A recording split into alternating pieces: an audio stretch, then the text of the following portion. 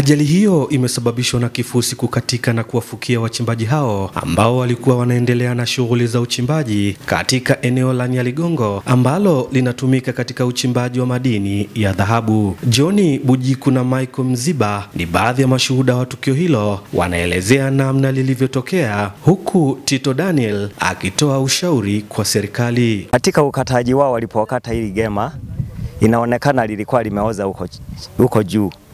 Hasa likawa kama limejiegesha. Sasa wachimbaji wadogo wakawa wanachimba kwa chini, ina maana kuna fonka. Wakawa watu wanaingia mle chini. Sasa imefikia hatua jana, kumbe kukawa na mtikisiko wa lile, kuna hii grade na nani, ile skaveti na linalozunguka lile kama limwichi vile. Sasa hilo ndio kumbe lilipokuwa inachoronga hivi, ikawa inatetemesha ile ardhi. Ndio baada kwenye saa 6:30 ilishuka ile ardhi.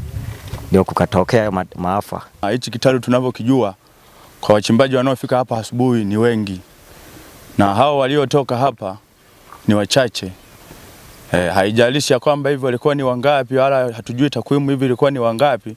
Ila tulichokuwa tunakiomba, hiyo sehemu walioibakiza kuifukua hiyo, wangelifanyia uchunguzi vizuri ili kusudi tupate kujihakikisha kama ambao waliokuwepo wamebaki pale tuwatoe. Waziri, ndugu mheshimiwa rais, viongozi wote wa nchi, tunaomba mtusaidie sisi wachimbaji wadogo kama wenzetu hapo ambao wana vifaa vya kutendea kazi, kwa sababu kiliangalia ni shimo kubwa mno sana, tunaogopa. Ila tulikuwa tunaomba mkituwezesha nyie, na sisi tutafanya kazi vizuri, kwa sababu ni nchi yetu, ni madini yetu. Tunaomba, sasa hivi hatuwezi kwenda, tumeshaogopa. Thomas Majuto ni mkuu wa jeshi la zimamoto na uokoaji mkoa wa Shinyanga, anasisitiza uzingatiwaji wa sheria za usalama. Ndipo Anamringi Macha, mkuu wa mkoa wa Shinyanga, akatoa kauli ya serikali. Wachimbaji waendelee kuzingatia taratibu za kisalama, hasa za kuingia na kutoka kwenye migodi. Unapoingia kuandikisha unapotoka, lakini pia tunaona kabisa hili ni eneo hatarishi.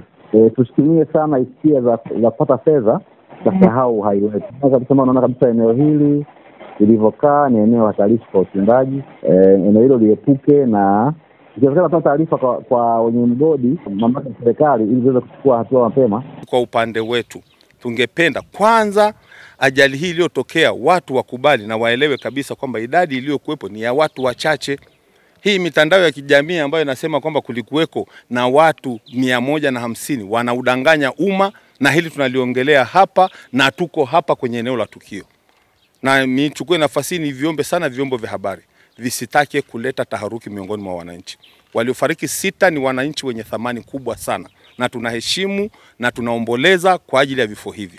Lakini kwamba kuna watu 150 waliofukiwa kwenye shimo hili hapa, hata nyie mnavyoona hapa, sio kweli. Habari zote kali za siku za kusisimua, kuelimisha na kuburudisha, bila kusahau mahojiano maalum, exclusive interview zenye ubora wa hali ya juu. Vyote hivi unakutana navyo hapa jukwaani Khomein TV. Kwa wenye matangazo ya biashara na mengine yote, tupigie kupitia nambari 0712 032 208 au waweza kututumia barua pepe kupitia khomeintv@gmail.com. Nyote mnakaribishwa.